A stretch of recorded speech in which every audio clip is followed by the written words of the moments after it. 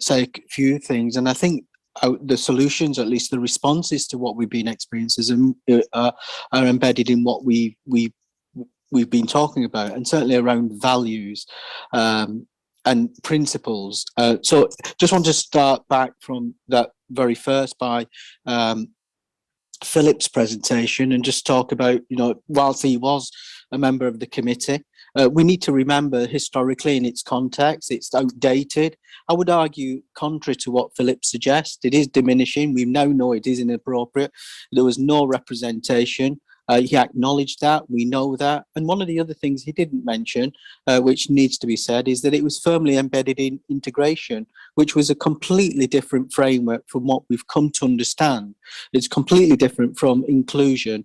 And we know the general media has made out Warnock to be the architect of inclusion, it was once said, and that is another myth.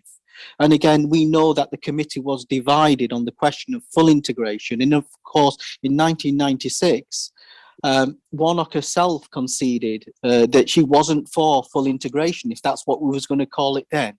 So we know she hasn't been the architect of inclusion, she hasn't been the architect of full integration. And the committee also knew about the inequalities in America. And we heard Philip say that they'd gone to America, nor did they take in account of social class. They had absolutely no representation on the panel. There was one parent on the panel who was a parent of a disabled child. All the others had a very deep vested interest in a medical model approach to assessing people's needs. And we now know in hindsight, if that was a committee based on race relations, gender equality, it wouldn't have passed in today's expectations.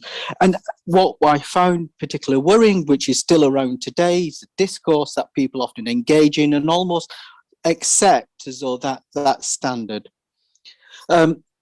In terms of moving forward, we do have the UN Convention, and again, that's based on rights. And again, I agree with what people have been saying. Yes, it may be what people want. However, I think we've got to remember that we have to have enforceable educational rights as disabled people to make sure that education authorities are abiding by the law and that we build a fully inclusive system.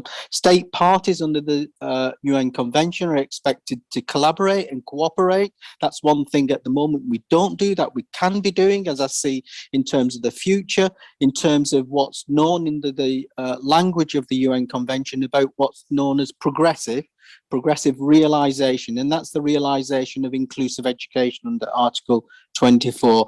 But again, the mantra, nothing about us is without us, is constantly being key. And our rallying call under the social model of disability has been a significant shift in people's attitudes and understanding about what disability means to disabled people, primarily disability meaning discrimination. And it's constantly, battling legislation, policymakers, teacher education, and so on and so on. And there are allies out there at every level in every sector.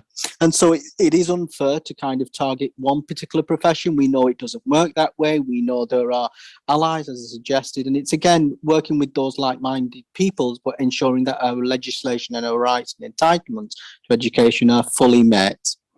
I want to pause there because there's so much to do, but I want to give people an opportunity to be able to communicate with each other on this platform.